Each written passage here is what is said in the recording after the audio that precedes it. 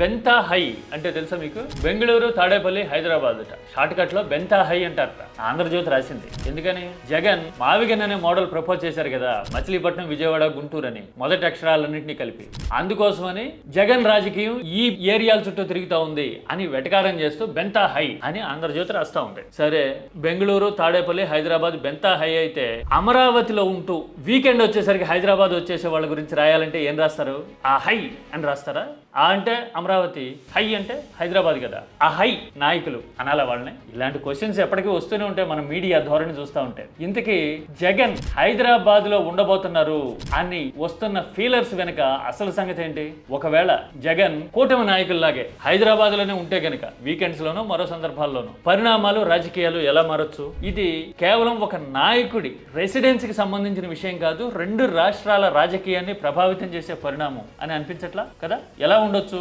జగన్ కూటమి నాయకుల్లాగే హైదరాబాద్ నుంచి కనుక రాజకీయం నడిపితే ఈక్వేషన్స్ ఎలా మారొచ్చు? ఒక 3 ఇండికేటర్స్ ఆల్రెడీ కనపడుతున్నాయి. అవేంటో చూద్దాం. వచ్చే 3 ఏళ్లలో రెండు రాష్ట్రాల్లో ప్రభావం ఎలా ఉంటుందో మనకు అర్థమవుతుంది.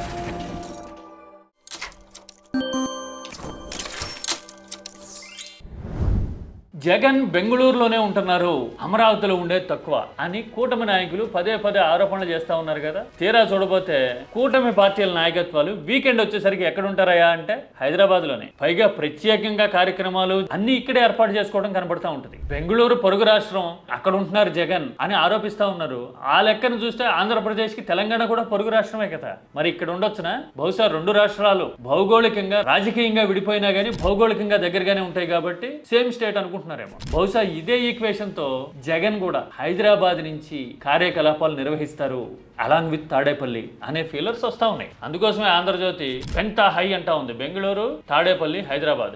ఒకవేళ హైదరాబాద్ నుంచి జగన్ కార్యకలాపాలు నిర్వహిస్తే ఎలాంటి ఇంపాక్ట్ ఉండొచ్చు? ఎందుకింత చర్చ జరుగుతూ ఉంది? 3 కారణాలు కనబడుతున్నాయి. ఒకటి, రాజకీయ కోణం. జగన్ గనక హైదరాబాద్ నుంచి రాజకీయ కార్యకలాపాలు నిర్వహిస్తే ఆరోపణలు చేయడానికి ఏముండదు. ఎందుకంటే కూటమి నాయకత్వాలు వీకెండ్ వస్తే హైదరాబాద్ లోనే ఉంటారు కాబట్టి. వాళ్ళు ఉంటున్నప్పుడు జగన్ ని తప్పుపట్టలేరు కదా. అంటే పొలిటికల్ పొల్యూషన్, అలజడి కొంత తగ్గుతుంది. బెంగళూరు వెళ్ళిపోతున్నారు అని మాట్లాడే పరిస్థితికి చెక్ పెట్టినట్టు అవుతుంది. ఇది రాజకీయ కోణం. రెండోది వ్యూహం. వ్యూహం అంటే ఎలాంటి వ్యూహం? రెండు తెలుగు రాష్ట్రాల్లోనూ ఒక క్లియర్ కట్ పొలిటికల్ ఈక్వేషన్ కనపడుతూ ఉంటుంది కదా. తెలంగాణలో బీఆర్ఎస్, ఏపీలో వైసీపీ అలైన్ అయి ప్యారలల్ గా వెళ్తున్నట్టు కనపడతాయి. చాలా చిత్రంగా తెలంగాణలో అధికారంలో ఉన్న కాంగ్రెస్, ఏపీలో అధికారంలో ఉన్న టీడీపీ సమాంతరంగా రాజకీయాలు నడుపుతున్నట్టు, ఒకే తరహా వ్యూహాల్ని అమలు చేస్తున్నట్టు మనకి చూస్తే అర్థమైపోతుంది. టీడీపీ బీజేపీతో పొత్తులో ఉన్నా సరే ఇక్కడ కాంగ్రెస్ ప్రభుత్వంతో ఇలాంటి సారూప్యత ఉండటం అనేది చాలా అద్భుతమైన, అమోఘమైన ఈక్వేషన్ కదా. బహుశా కొందరికే ఇలాంటి రాజకీయ వనరు అనేది కుదురుతుంది కదా.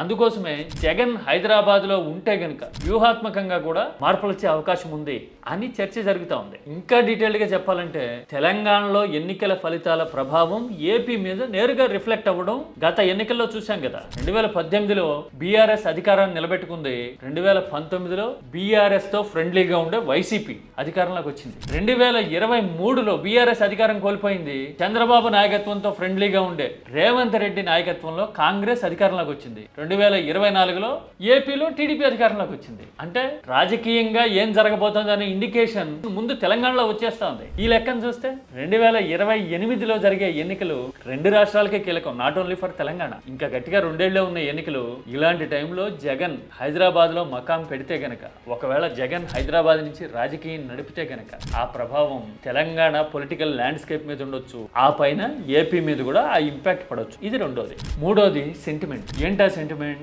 జగన్ పాదయాత్రకి సిద్ధమవుతున్నాను వచ్చే ఇయర్ ఎండ్ లో 2027 చివరి 1.5 సంవత్సరం నా పాదయాత్ర కూడా ఎలాగో జరుగుతుంది అని ఆల్రెడీ చెప్తా ఉన్నారు కదా. ఒకవేళ హైదరాబాద్ కి మకాం మార్చి ఇక్కడి నుంచే గనక పాదయాత్రకు బయలుదేరితే 2019కి ముందు పాదయాత్ర సందర్భం సెంటిమెంట్ పరంగా వైసీపీకి గుర్తొస్తుంది. ఆ సెంటిమెంట్ కు తోడు నాటి ఫలితం కూడా అందరికి ఒక పాజిటివ్ బూస్టప్ ఇచ్చే అవకాశం ఉంటుంది కదా. 2018లోనూ అంతకంటే ముందు పాదయాత్రకి జగన్ బయలుదేరుతున్నప్పుడు లోటస్ పాండ్ లో ఇదిగో ఇలాంటి దృశ్యాలు ఇప్పటికీ చాలా మంది గుర్తున్నాయి కదా. అందుకోసమే ఆ సెంటిమెంట్ ని, నాటి ఎమోషన్స్ ని మళ్ళీ రిపీట్ చేస్తూ హైదరాబాద్ నుంచే జగన్ పాదయాత్రకు బయలుదేరుతారు మళ్ళీ అనే మాటని కూడా ఇప్పుడు చాలా మంది మాట్లాడుతున్నారు. అంటే రాజకీయంగా చూసినా, వ్యూహాత్మకంగా చూసినా, సెంటిమెంట్ పరంగా చూసినా వచ్చినా కానీ ఈ ఇష్యూ ఇంపాక్ట్ఫుల్ అనే చర్చ ఉంది. అందుకోసమే జగన్ హైదరాబాద్ లో ఉండబోతున్నారా అనే డిబేట్ పొలిటికల్ సర్కిల్స్ లో జరుగుతూ ఉంది. మీరేమంటారు? జగన్ హైదరాబాద్ నుంచి చక్రం తిప్పితే గనక మార్పులు ఉంటాయనుకోవచ్చా?